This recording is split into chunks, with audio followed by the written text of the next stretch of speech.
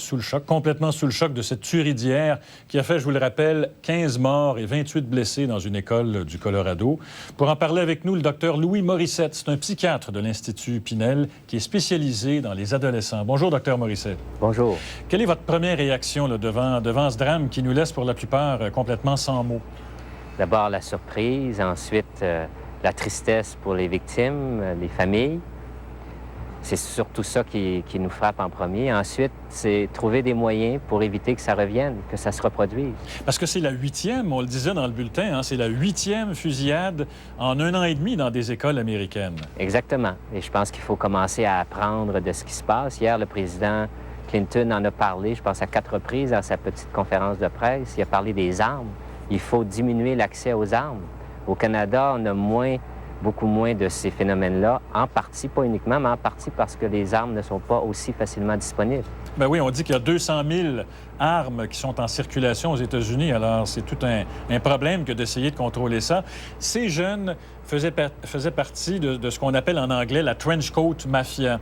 Et d'après ce que j'ai pu lire, là, c'est un mouvement qui se réclame, un mouvement d'inspiration gothique. Les gens portent des imperméables noirs, se peinturent même parfois le visage de blanc, du rouge à lèvres noir, s'inspirent du chanteur Marilyn Manson, se réclament même de Hitler. Comment vous voyez tout ça, vous, comme psychiatre? Moi, je pense qu'à l'adolescence, il est normal d'avoir des intérêts qui peuvent paraître un peu bizarres pour les adultes, mais des intérêts qui, d'une certaine façon, nous donnent une identité. Ici, dans les dernières années, on a parlé beaucoup de Donjons et Dragons. Des fois, il y a des soirées mystères où il y a des déguisements, des choses comme celle-là. Donc, c'est important pour les adolescents qu'ils aient la possibilité de s'exprimer à travers de telles activités. Mais il faut que ces activités-là soient contrôlées. Ce que je comprenais mal, c'est que il semble que 2 ou 3 fois, on a demandé aux jeunes de ne plus se promener à l'école maquillés puis habillés de cette façon-là, mais ça continuait d'une certaine façon. Peut-être que je me trompe, là, mais c'est l'information que j'ai. À ce moment-là, c'est le rôle des parents, des éducateurs, de mettre un cadre autour de l'expression qui est normale, de l'expression d'une recherche d'identité, mais il faut mettre un cadre. Il ne faut pas laisser aller. Oui, mais est-ce que, d'après vous, ça pourrait être l'expression d'un problème, ça? Parce qu'on parlait de prévention. Est-ce que le fait de se réclamer de chanteurs ou de Hitler et de se déguiser de cette manière-là, ça peut être l'expression d'un problème plus profond? Ça peut devenir l'expression d'un problème plus profond. Comme je disais, tous les adolescents sont à la recherche de leur identité jusqu'à un certain point. Et quand les adolescents vont à des moyens extrêmes pour se trouver une identité, c'est le signe qu'ils sont plutôt vides à l'intérieur et se recherchent des modèles de puissance, de force.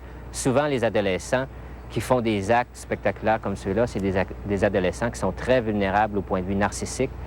Ils font un acte spectaculaire pour se donner une présence auprès des autres, pour se donner une valeur. C'est la preuve qu'à l'intérieur, ils se sentent très petits.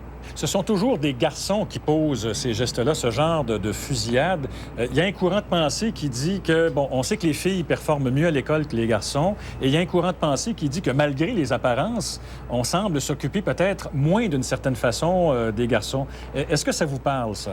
C'est pas tellement, je dirais, s'occuper moins des garçons, c'est que je pense que si on y réfléchit bien, les garçons ont moins d'opportunités par rapport au marché du travail en particulier. Je regarde juste la médecine. Maintenant, en médecine, il y a un taux de filles admises en première année à cause de leurs notes, de leurs résultats scolaires. Donc, les filles ont un style d'apprentissage, ont un style de comportement qui s'adapte beaucoup mieux à avoir des bonnes notes. Donc, elles sont admises en médecine plus facilement. Il y a peut-être deux filles puis un garçon en médecine, si ce n'est pas 70 de filles maintenant et plus, qui sont admises en médecine. Donc, les garçons ont moins d'opportunités de travail. On valorise une personne qui a un bon niveau intellectuel, mais je crois que les garçons, à ce moment-là, se trouvent peut-être moins de place où pouvoir se développer et s'affirmer. Je pense que c'est une réflexion qu'il faut faire. Merci, Dr. Morissette. Merci à vous. Au revoir. Dans quelques instants, on parle météo avec